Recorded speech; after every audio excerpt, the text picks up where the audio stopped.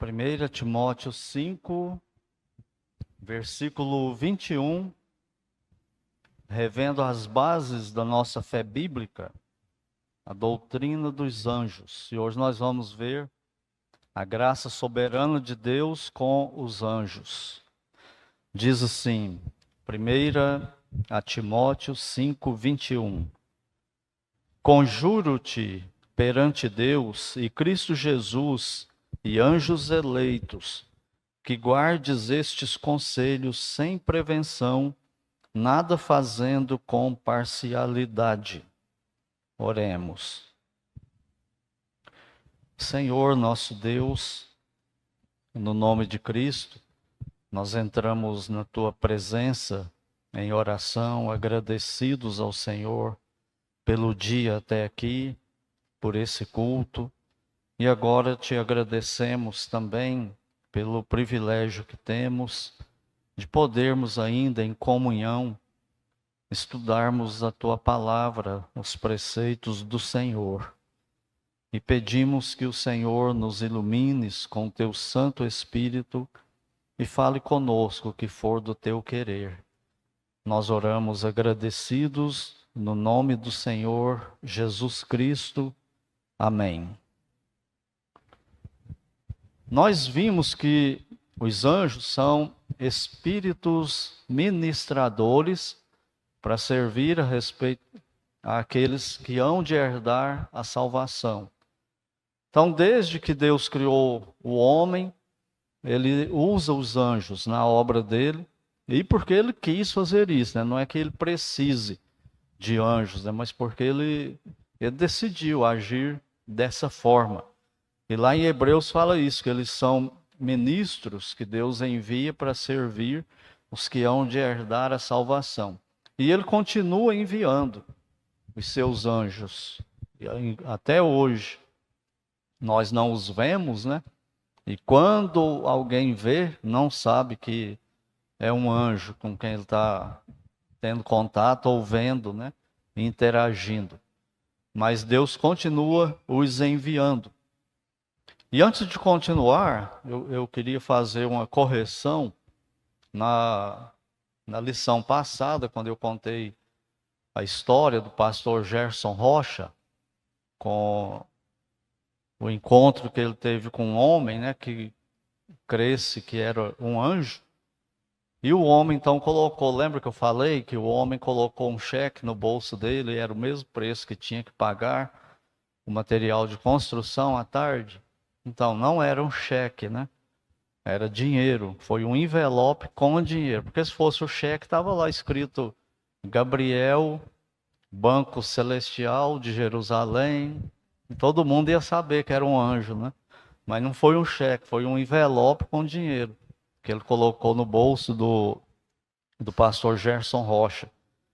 Essa história está no livro O Romance de uma Construção, um dos melhores livros que eu já li, mas já procurei, não sei o que aconteceu com o meu, eu já procurei, não encontrei, já entrei em contato com a igreja lá, Batista Bíblica de Vitória da Conquista, perguntei para eles onde eu posso conseguir, eles disseram que iam ver, mas até agora não responderam.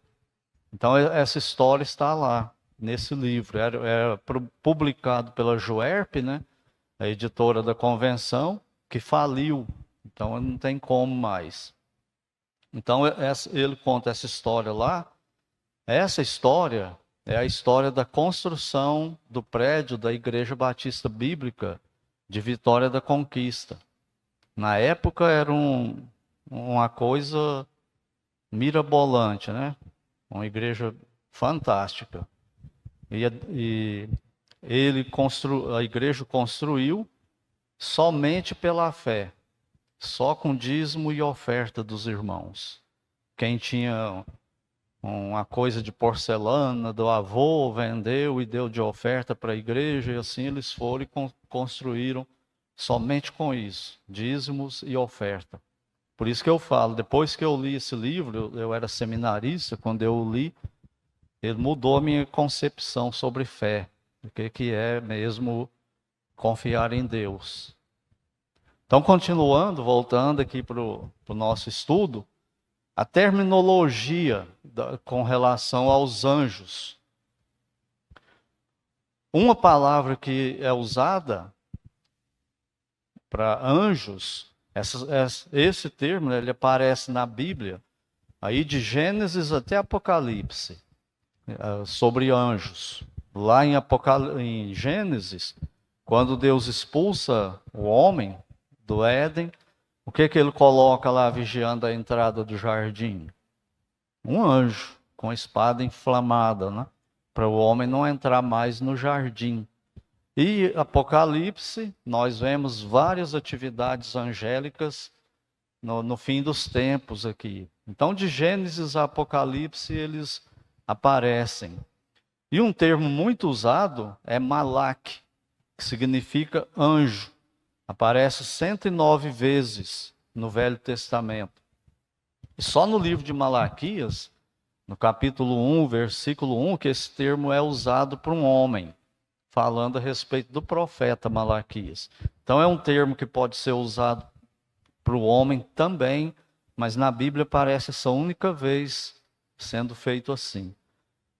Shetub, querubim, que aparece no singular, é um nome que tem significado incerto, mas talvez sugira alguém que está perto de Deus, ministrando a ele. Serafim, provavelmente vem de uma raiz hebraica, uma palavra hebraica que significa consumir com fogo, que é o que Isaías vê, lá no capítulo 6 de Isaías. Ângelos, que é mensageiro, no Novo Testamento aparece 186 vezes e também pode ser usado para falar de um homem que seja mensageiro de Deus. Por exemplo, no livro do Apocalipse, quando fala dos pastores das 7 igrejas, lá não fala ao pastor, né? Fala ao anjo. Ao anjo da igreja que está em Éfeso, escreve. Então, o anjo ali é o pastor da igreja, não é fazer uma carta e entregar para um anjo lá na igreja, né? Mas é o pastor da igreja. Então é usado também para homem. E outros nomes que aparecem na Bíblia, filhos de Deus, aparecem em Jó 1, versículo 6, capítulo 2, versículo 1, usado para filhos de Deus, sendo usado para se referir a anjos. Seres celestiais, Salmo 89, versículo 6. Santos e Assembleia de Santos, Salmo 89, 5 e 7. Daniel 4, 13. Zacarias 14, 5. Milícia celestial, Lucas 2, 13. E santas miríades, que aparece lá em Judas, no livro de Ezequiel. Esse versículo aí do capítulo 14, o versículo 5. Ezequiel 14, 5.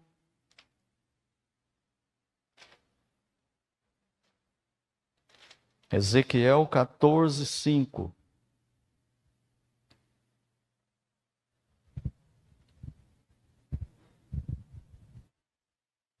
Falando errado de novo, gente. É Zacarias 14, 5.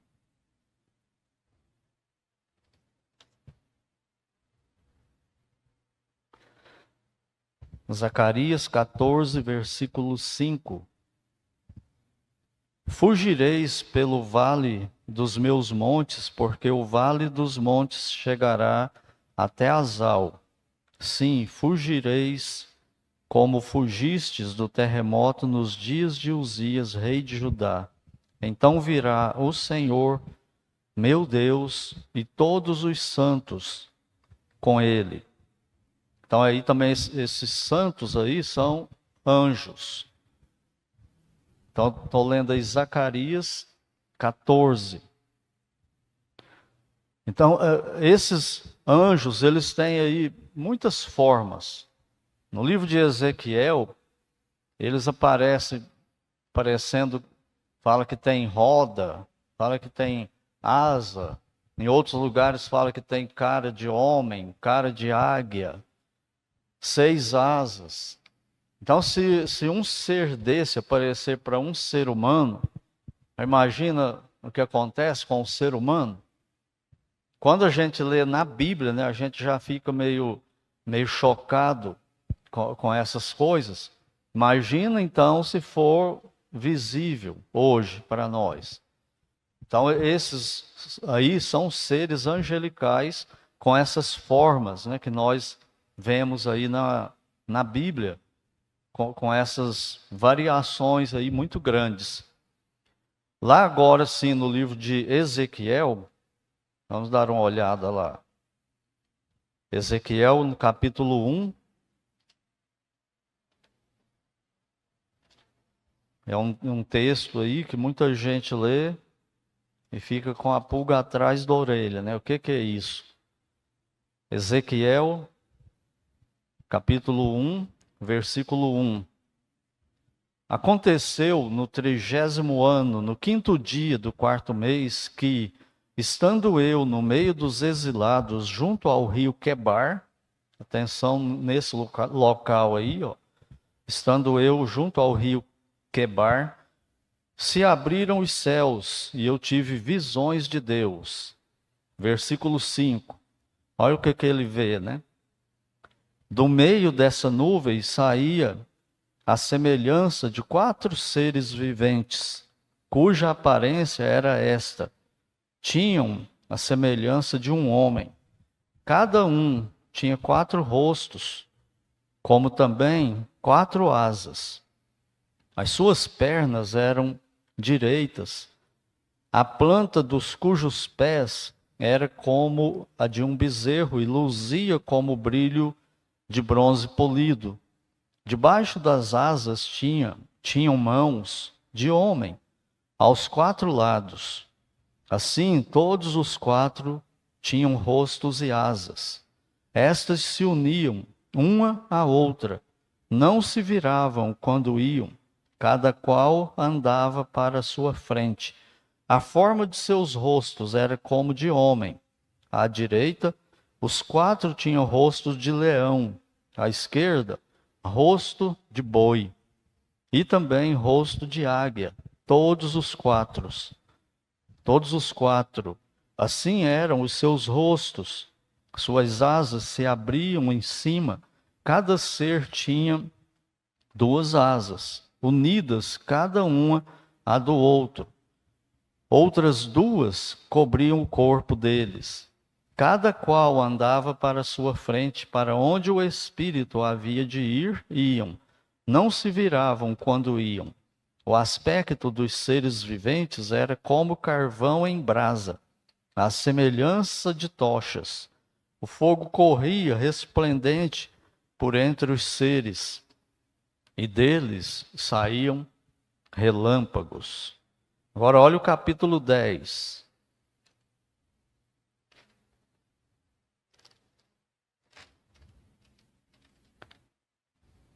Versículo 15. Ezequiel 10, 15. Os querubins se elevaram. São estes os mesmos seres viventes que vi junto ao rio Quebar. O que eram aqueles seres lá do capítulo 1? Anjos. E aqui que eles chamam eles de querubins. Então imagina um encontro com um ser desse. Me fala aí que a cor dele é como brasa, né? Viva. Brasa acesa e brilhante, né? Então esses são os seres celestiais que Deus tem. Só que quando eles vêm na Terra, em passagem nenhuma da Bíblia, em local nenhum, eles vieram desse jeito. Toda vez que eles vieram, quem viu e conversou com eles, teve a impressão de estar conversando com outro ser humano.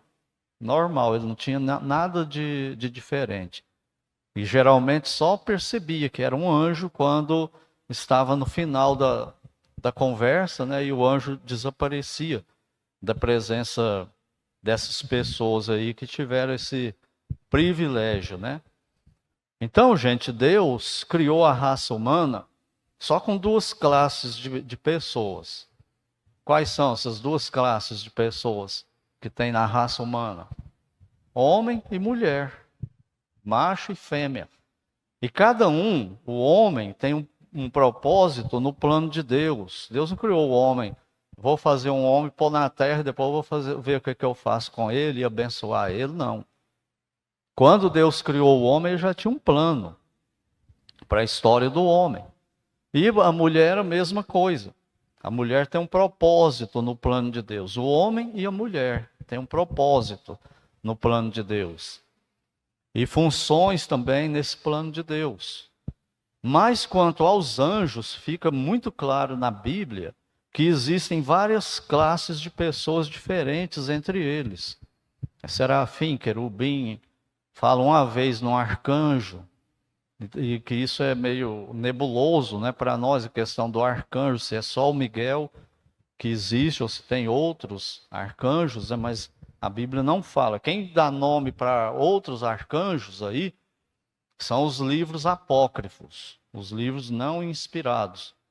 Eles dão nome, além de Miguel, eles dão nomes para outros arcanjos. Eu não sei onde eles arrumaram esses outros arcanjos, né? Mas eles nomeiam eles nos livros apócrifos. E eles têm uma função diferente no plano de Deus. Um faz uma coisa, outros faz outra coisa. Uma classe, né, de anjos faz uma coisa, outra classe faz outra coisa. E esses anjos que vêm na terra, eles têm essa missão. Outros de outros tipos de função não vêm aqui na terra, né? Mas esses aí eles vêm. E quando que eles foram criados? Quando foi que Deus criou os anjos? Vamos ler no livro de Jó. Jó, capítulo 38.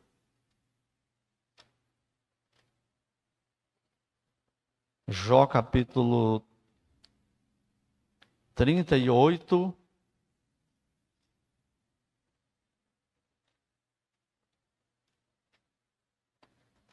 Versículo 4 e depois o 7. Quando Deus fala com Jó, quando chega no versículo 4, ele diz assim para Jó: onde estavas tu quando eu lançava os fundamentos da terra? Dize-mo, se tens entendimento. Versículo 7. Quando as estrelas da alva juntas alegremente cantavam e jubilavam todos os filhos de Deus. Então Deus falando para Jó, né? Você pensa que é muita coisa? Onde você estava quando eu estava criando a terra? E quando eu estava criando a terra, os anjos estavam se alegrando, regozijando-se com isso. Então, por isso aqui, nós ficamos sabendo que os anjos foram criados antes de Deus criar a terra e dar forma para ela. Quando, nesse espaço de tempo, nós não temos a menor ideia. Até porque Deus é atemporal, né? Para ele não tem tempo. Então é difícil para a gente saber, mas a gente sabe isso com essa informação aqui. Eles foram criados antes da criação da terra. Então isso ensina outra verdade para nós. Eles não são eternos com relação à origem. Eles foram criados. O único que não é criado, que a gente também não tem como entender isso, é Deus. O Deus Trino, Pai, Filho e Espírito Santo. Ele não teve começo. É até fácil para a gente entender a eternidade para frente, não é? Para o futuro. Deus criou os anjos e colocou neles a eternidade. Significa o quê? Que eles nunca vão ser extintos. Que eles nunca vão deixar de existir. Eles vão existir agora eternamente. E quando Deus criou o ser humano, Ele também colocou a eternidade no ser humano. Significa que o ser humano nunca deixa de existir agora, vai continuar existindo. Existe uma separação, que é o que significa a palavra morte, separação. Existe uma separação entre a parte material do homem, que é o corpo, e a parte imaterial, que é a alma, o espírito. Mas depois, no futuro, Deus vai ressuscitar o corpo. E o ser humano eterno, depois que ele morre, ele fica no céu, se ele tem Cristo como Salvador, ou ele fica no inferno. Mas não deixa de existir, não é exterminado, não está dormindo agora quem morreu, ele está com Deus ou está no inferno. Ele não está dormindo. Por que é assim? Porque Deus colocou a eternidade no homem. Ele nunca mais vai deixar de existir. Então lembre-se disso, você nunca mais vai deixar de existir. Mas todos nós tivemos um começo, não tivemos? No dia que nós fomos gerados no ventre da nossa mãe e no dia que nós nascemos. Aí nós começamos aqui na terra como cidadãos. Mas e para frente? Nunca vai deixar de existir. Agora para trás, você vai voltando, voltando, voltando. Aí chega num momento que você fica meio maluco com isso. Como assim? Deus nunca começou? Não fala em Gênesis, no princípio, criou Deus os céus e a terra? E antes daquele princípio, que não tinha nem céu, nem terra, nem tempo, nem espaço, nem universo material como nós conhecemos hoje, onde ficava Deus? Como que era isso? Não sei. Mas é o que ele é eterno. E não tinha solidão, não tinha nada disso, porque ele é trino, é Pai, Filho e Espírito Santo. Num eterno relacionamento. Então, a eternidade desse jeito é só Deus que tem. Nem os anjos têm, eles foram todos criados. Outro detalhe sobre eles é que eles foram criados todos de uma vez só. No mesmo momento, Deus criou todos esses seres.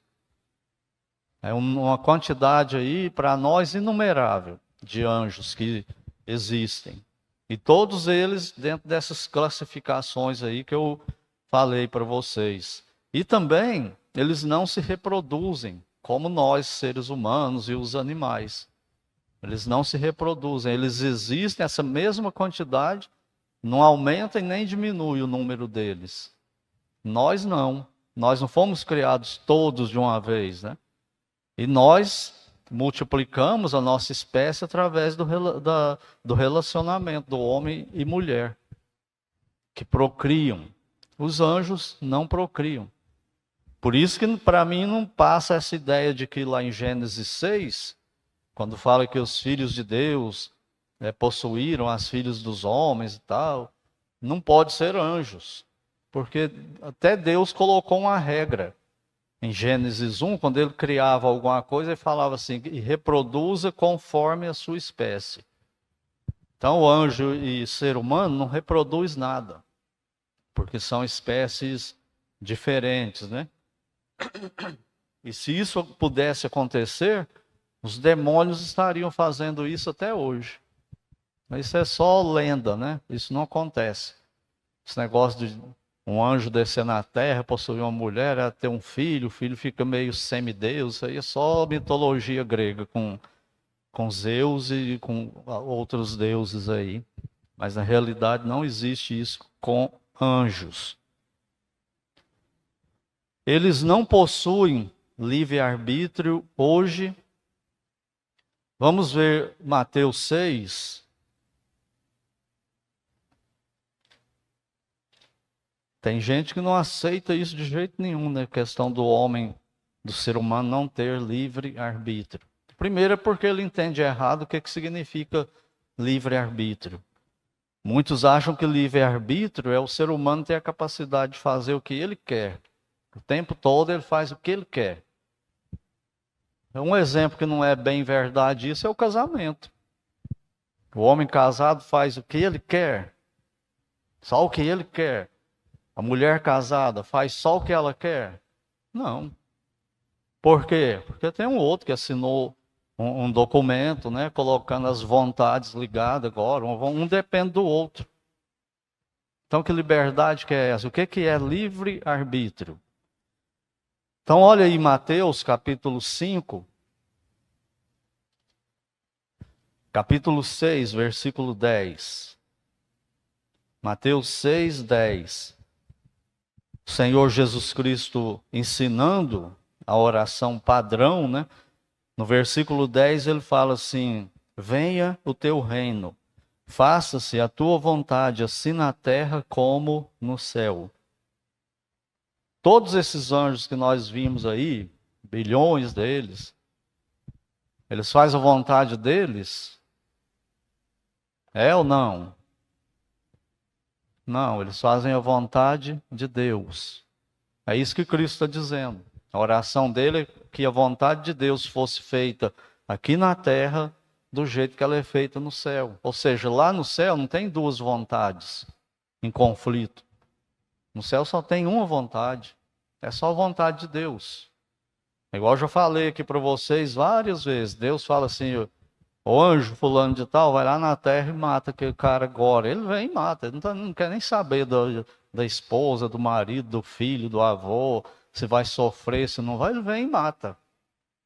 Entendeu o que é fazer a vontade de Deus? E ele não questiona. Mas, Senhor, por quê?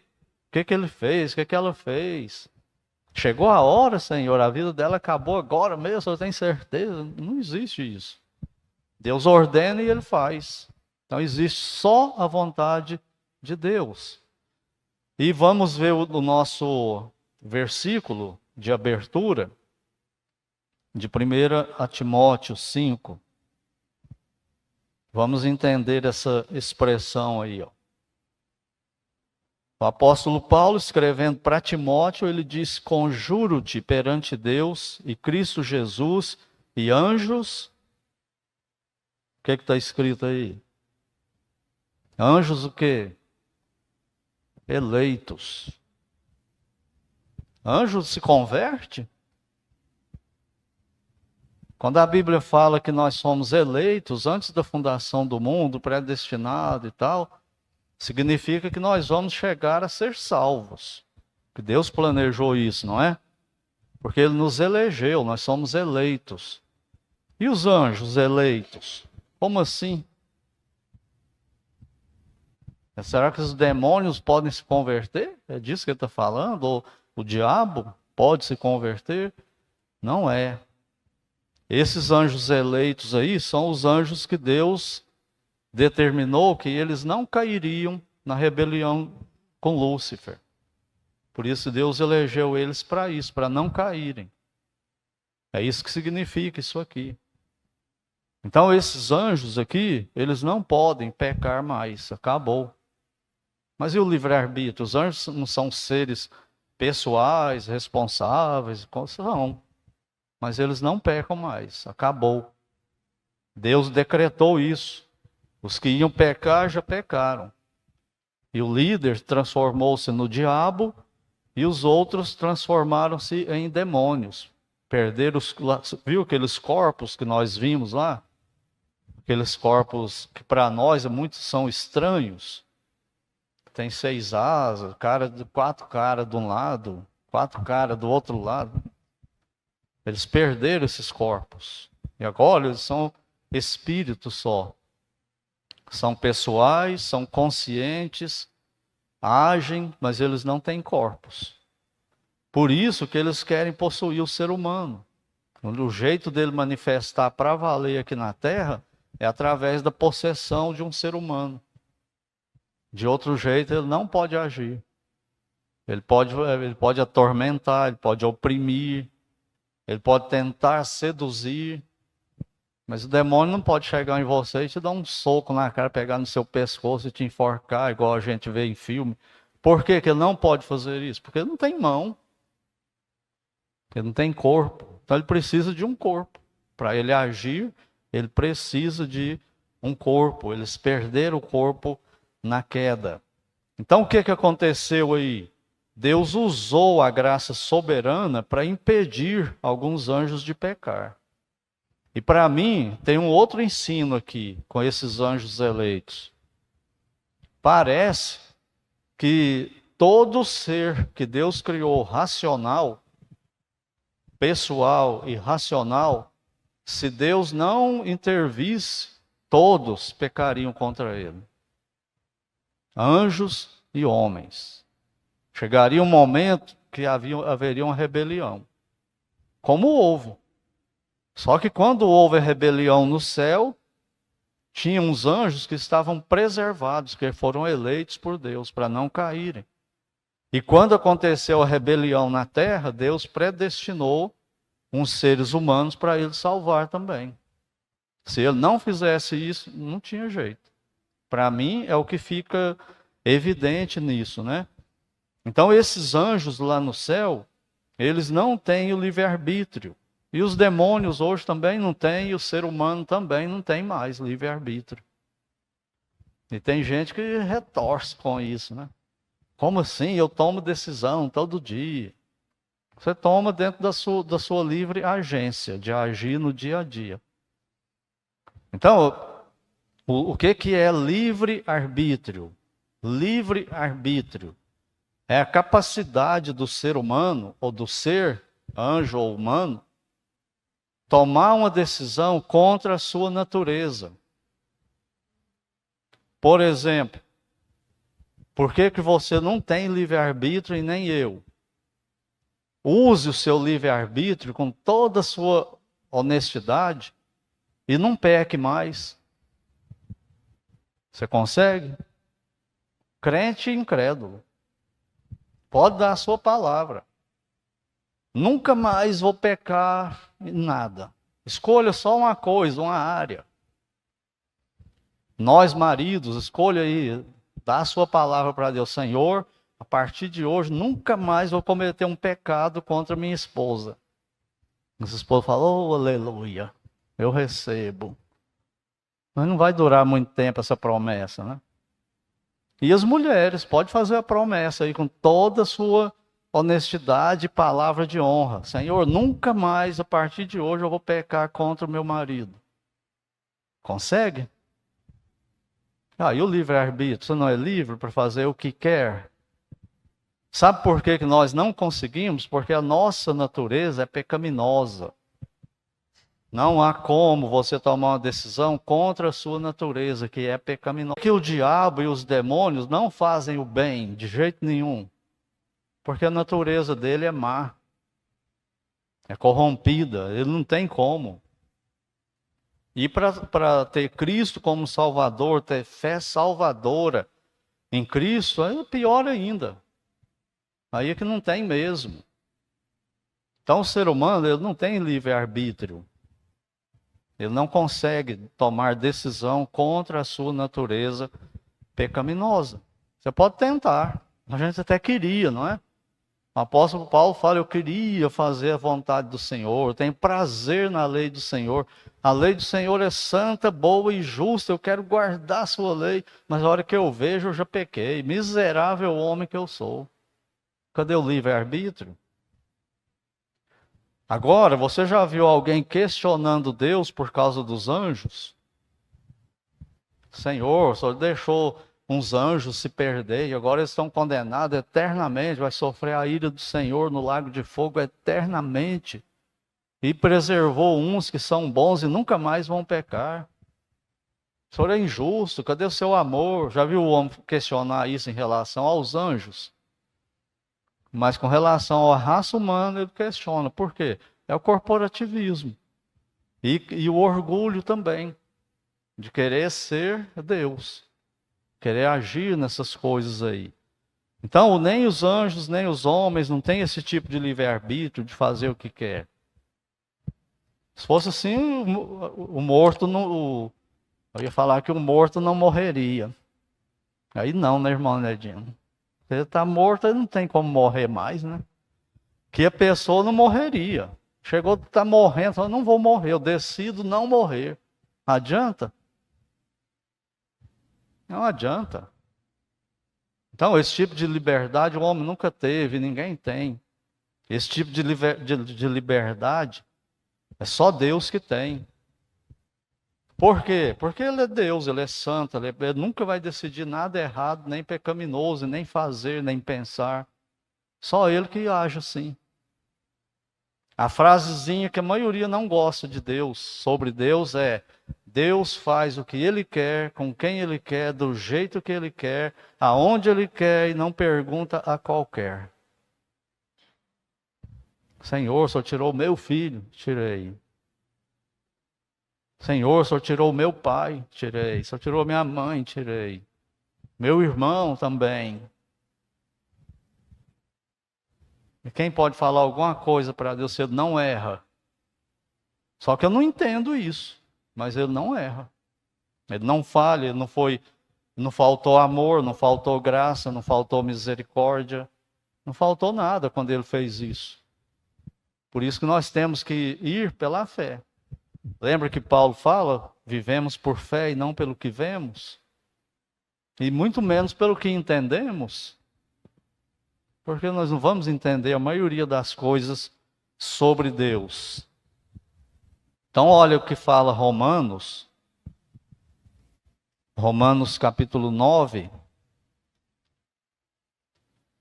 Versículos 14 ao 21. Às vezes eu fico olhando uns debatedores, lendo livro de comentário, umas pessoas querendo interpretar essa passagem, dando outro sentido para ela, tentando mostrar que ela não está dizendo o que está escrito aí. Mas olha, se tem como entender isso diferente. Romanos 9, versículos 14 ao 20. Romanos 9, 14. Que diremos, pois? Há injustiça da parte de Deus? De modo nenhum. Pois ele diz a Moisés: terei misericórdia de quem me aprouver ter misericórdia, e compadecer-me-ei de quem me aprouver ter compaixão. Assim, pois, não depende de quem quer ou de quem corre, mas de usar Deus sua misericórdia.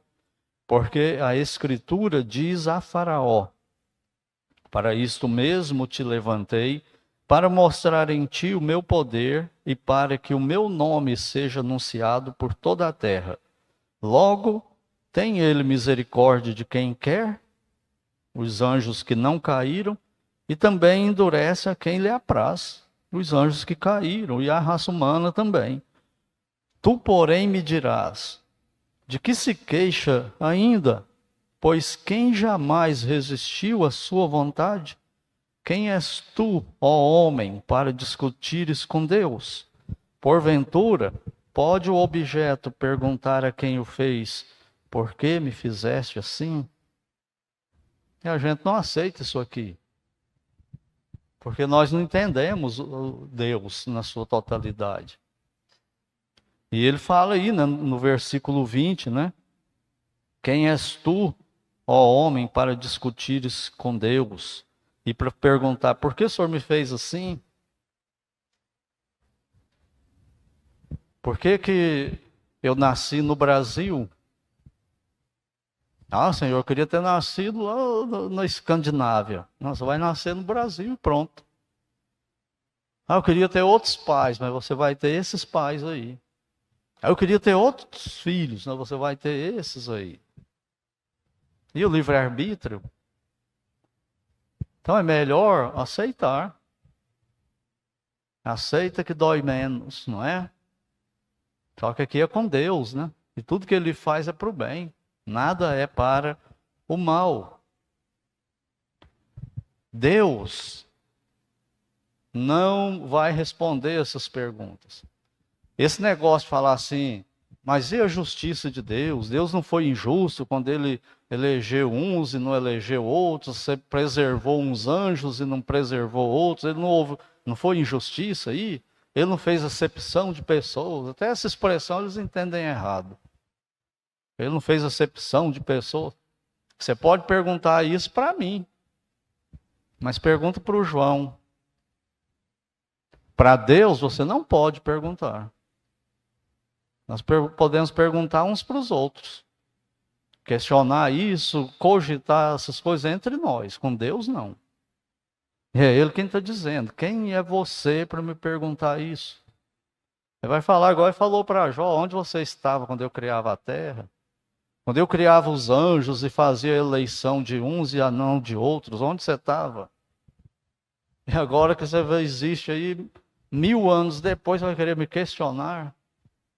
Eu sou o Criador, você é a criatura. Tem uma frase que diz assim: o homem aceita Deus em qualquer lugar, menos no seu trono soberano. Lá o homem não aceita Deus. E cuidado, irmãos e irmãs. Todos nós precisamos ter cuidado com isso. Porque quando a gente fala essas coisas, uma frase como essa, a gente pensa nos outros. Mas e eu? Eu aceito Deus no seu trono soberano? Quando ele fala, marido ama a esposa, e eu sou marido, eu obedeço? Quando ele fala, esposa, seja submissa ao seu marido, você obedece? Filho, obedeça seus pais. Pais, não provoque a ira os filhos. Cidadão, cumpra as leis. Eu obedeço? Não deixe de congregar. Eu deixo de congregar? É bonito para os outros. Mas e para a gente? Aí o bicho pega para o nosso lado, não é? Será que eu aceito Deus no seu trono soberano? Ou eu quero ser Deus no lugar dele? E outra, gente, se Deus não for soberano, não tem como ele executar o plano dele. Eu vou ilustrar isso aqui com as coisas bem simples. Quem aí já leu ou assistiu o filme de Nárnia, As Crônicas de Nárnia? Quem já assistiu algum filme aí de Nárnia? Então, imagina quando C.S. Lewis estava escrevendo As Crônicas de Nárnia, a feiticeira resolve passar para o lado do Aslan. Acabou com a história. Como assim? Não, a feiticeira tem que ser a feiticeira. Quem decidiu? A feiticeira? Não, C.S. Lewis. Se a feiticeira ficar boazinha, não tem a história de Nárnia. Tem que ter ela má. E quem escolheu ela para ser má? O autor. Outro exemplo. Quando Bob Kane e Bill Finger estavam escrevendo Batman, aí o Coringa, o Pinguim e o Charada resolve abandonar o crime. Eles têm livre-arbítrio. Aí eles disseram, não, nós não vamos ser criminosos mais não, nós nos arrependemos e vamos ser bonzinhos agora. E a história do Batman agora? Talvez fale, vai ter que arrumar outro bandido. Quem que vai arrumar? Tem que ser o autor, não tem? Soberanamente. Então quem decidiu que o Coringa, o Pinguim e Charada iam ser maus? O autor, os autores. E o Alfred, o ajudante do Batman, o mordomo, ele resolve trair o Batman e virar mal. Aí lascou de vez a história. Já imaginou isso com Deus? Deus escrevendo a história dele, aí ele falou assim, um dos apóstolos vai trair o meu filho e vai ser esse aqui.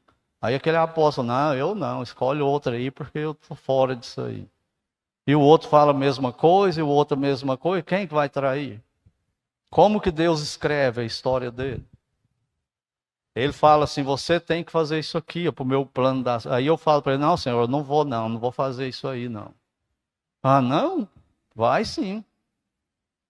De um jeito ou de outro, querendo ou não, igual Jonas, nós vamos fazer. A gente reluta, ele tem misericórdia, ele espera a gente se arrepender, ele convence a gente com o Espírito Santo. E nunca é obrigando. Ele muda a vontade da gente de uma forma que nós não entendemos. É fantástico, não é? Saber que Deus é Deus. E não sou eu que tenho que me preocupar com isso, é Ele. E eu durmo tranquilo porque Ele cuida de tudo isso. E não há injustiça, não falta amor com nada nem com ninguém sobre Deus. Vamos concluir por hoje lendo Romanos 11. Só mais algumas páginas aí para frente. Romanos capítulo 11, versículos 33 a 36. Isso é um hino, né, que o apóstolo Paulo escreveu. Mas é um hino como devia ser todo hino, com teologia profunda e que glorifique a Deus. Olha como ele fala, depois que ele trata esses assuntos todos em Romanos 11:33. Ó profundidade da riqueza, tanto da sabedoria como do conhecimento de Deus. Quão insondáveis são os seus juízos e quão inescrutáveis os seus caminhos. Quem, pois, conheceu a mente do Senhor? Tudo isso aí é pergunta retórica, né? Quem conheceu a mente do Senhor? Ninguém. Só Ele mesmo. Quem foi o seu conselheiro? Nós queremos ser, não é? Eu acho que isso aqui não dá certo. Está escrito na Bíblia, mas vamos fazer diferente. Quer dar conselho para Deus. Acha que é mais sábio do que Deus, conhece mais do que Deus. Ou quem primeiro deu a ele para que venha a ser restituído? Tem gente que pensa, vou dar o dízimo para Deus para ele me dar dinheiro. Não. Eu acho que Deus precisa de dinheiro. Tem gente que pensa isso, né? Porque dele, por meio dele e para ele são todas as coisas. A ele, pois, a glória eternamente. Amém.